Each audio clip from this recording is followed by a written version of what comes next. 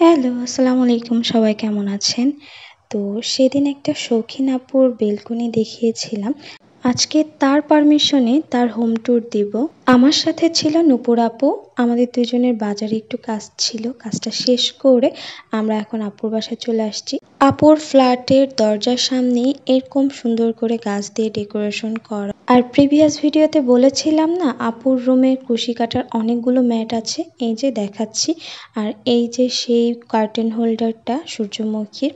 সেদিনকার তুলনায় আজকে কিন্তু বেলকনির ভিউটা আরো বেশি ভালো লাগছে, কারণ আজকে আমি সকালে গিয়েছিলাম।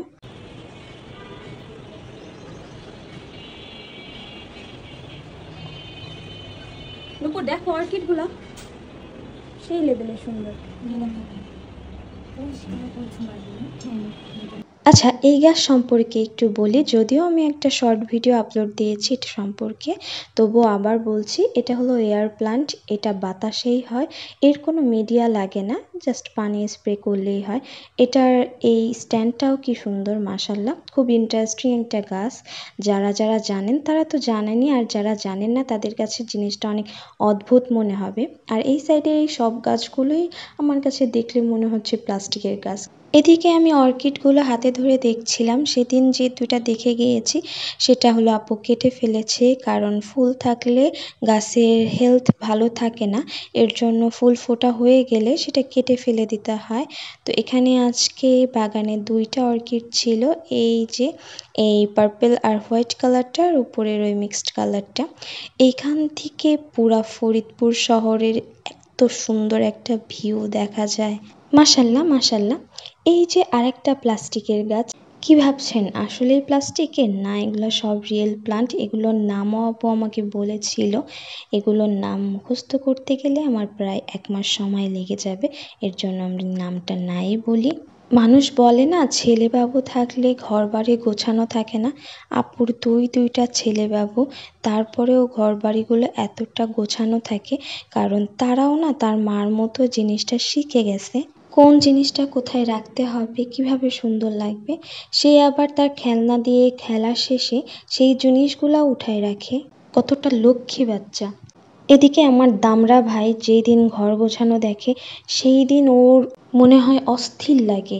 সারাক্ষণ কাপড় চেঞ্জ করতে থাকে, একটার পর একটা, সোফার উপরে রাখবে, বেডের উপরে রাখবে, কোনটা কোথায় ফেলতেছে তার কোনো ঠিক নেই। মানে তার ঘর গোছানো দেখতে ভালোই লাগে না। সো আপুর অর্কিড সেকশনের পরে এগুলো ছিল ইনডোর সেকশন। এখানেও এক্সপেন্সিভ কিছু কালেকশন ছিল। আপুর প্রত্যেকটা কর্নার কি নিখুঁত করে ডেকোরেশন করা। অর্কিড প্লাস ইনডোর সেকশনের পরে এটা হলো সাকুলেন্ট সেকশন।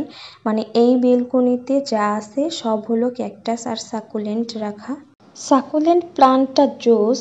এই যে যেমন পাতাটাই দেখতে একদম ফুলের মতো লাগবে, বেশ ভালো লাগে দেখতে। সব কিছুই কিন্তু অনেক সুন্দর গোছগাছ করে রাখা। এই যে আমার থেকে নেয়া শাপলা, এটা বলে প্রতিনিয়ত ফুটছে। প্লাস আপুর এখানে এসে কিন্তু চারাও দেয়া শুরু করে দিয়েছে। খুব বেশি দিন হয়নি আমি গাছটা লাগিয়ে দিয়ে গিয়েছিলাম।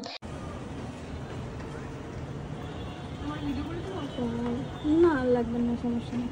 অনেক সুন্দর এই মানে বেলকনিতে আসলে এটা একটা শান্তি না, খালি নাকি আরো অনেক গাছ ছিল। আমার এই সাকুলেন্টের ভ্যারাইটি ছিল আমার 100 উপরে। এই বাসায় এসে মরে গেছে। এই বাসায় এসে আমি যখন কাজ করছি এই বাসায়, তখন এই দেখো এখানে একটা ফুল ফুটছে, উপর দেখছো? এখানে একটা ফুল ফুটছে। হ্যাঁ, আচ্ছা, গাছ তো অনেক দেখালাম, চলেন এখন আরেকটা জিনিস দেখাই। এটা আপুর কিচেন, আর কিচেনে সে সাদা সাদা ম্যাট ঝুলাই রাখছে। ভাবা যায়, সাদা ম্যাট, যেখানে আমরা কিচেন বলতে তেল চিটচিটা যে ব্যাপারটা সেটা বুঝি। এখানে কুশি কাটার আরও কিছু ম্যাট আছে, সাথে এই চেয়ারের কাভারটা এটাও কিন্তু সাদা। আর এই সব কিছু তৈরি করেছে আপুর বোন। তারা কি ট্যালেন্টেড, মাশাল্লাহ। কিচেন বলে যে গাছপালা বাদ যাবে তা কিন্তু না, এখানেও ইনডোরের অনেক কালেকশন আছে, কারণ সব জায়গা দিয়ে প্রচুর পরিমাণের আলো বাতাস আসে। মানে গাছপালা পালার মতো সুন্দর একটা পরিবেশ। ঘরের প্রতিটা জিনিসই আপুর নিজের মনের মতো করে সাজিয়েছে, মাশাল্লাহ। তো আজকের ভিডিওটা এই পর্যন্তই ছিল। কার কার ভিডিওটা ভালো লেগেছে, ভিডিওটা ভালো লাগলে অবশ্যই সুন্দর সুন্দর কিছু কমেন্ট করে যাবেন। ভালো থাকবেন, সুস্থ থাকবেন, আল্লাহ হাফেজ।